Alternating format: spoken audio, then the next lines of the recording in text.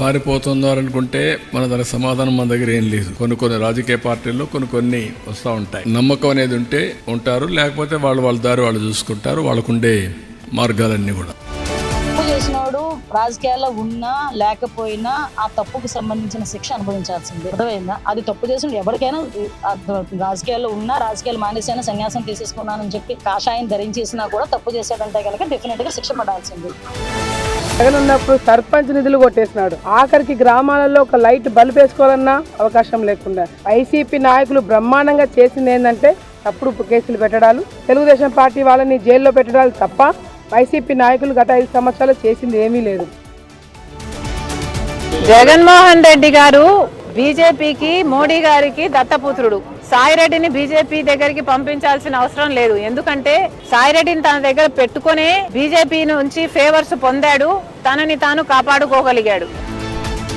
విజయసాయిరెడ్డి గారు రాజీనామా చేయడం, ఆయన వ్యవసాయం చేసుకుంటానంటాం.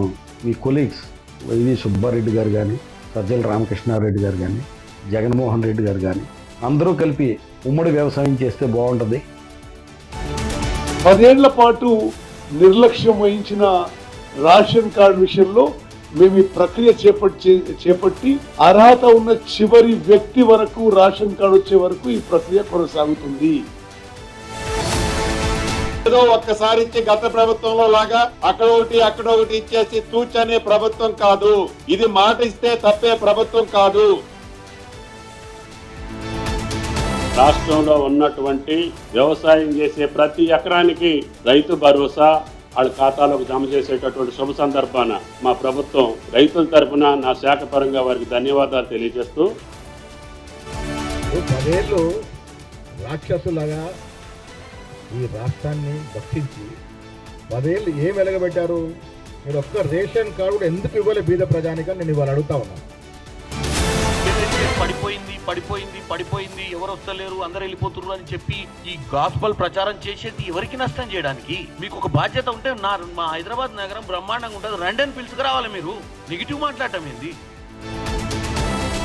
కేసీఆర్ పాలన తర్వాత ఏర్పడినటువంటి రాష్ట్ర కాంగ్రెస్ ప్రభుత్వం 13 నెలలు తిరిగే లోపలనే ఇలా పిట్టలు రాలినట్లు రాలిపోతున్నారు. ఇవాళకి 410వ రోజో 411వ రోజో సర్కారు ఏర్పడి ఇప్పటికి చనిపోయినటువంటి రైతుల సంఖ్య దాదాపు అంతే ఉంది. ఈ గ్రామ సభల, ప్రజా దర్బార, దౌర్జన్య సభల ప్రజలను మభ్యపెట్టేందుకు సభలు పెట్టారా? జిల్లా అంతా కూడా ఫెయిల్యూర్ అయింది. వరంగల్ పూర్వ జిల్లా ఏ గ్రామ సభ కూడా సక్సెస్ కాలే. బీఆర్ఎస్ నాయకులు ఏదో ఉత్తర మాటలు మాట్లాడుతూ ఉన్నారు. ముఖ్యంగా కేటీఆర్ నా అంత పీకుడుగా లేదని చెప్పి పెద్ద మాటలు మాట్లాడుతూ ఉన్నాడు. కేటీఆర్ గారు, మీరు 10 ఏళ్లలో తేని పెట్టుబడులు కేవలం 1 సంవత్సరంలో తెచ్చిన మునగాడు రేవంత్ రెడ్డి గారు. నిజంగా మీకు బాధ్యత ఉంటే తెలంగాణ రాష్ట్రానికి తీసుకురావాల్సిన నిధులు తీసుకొని వచ్చి దాని తర్వాత మీరు విమర్శించాలని చెప్పి కిషన్ రెడ్డి గారిని హెచ్చరిస్తున్నా.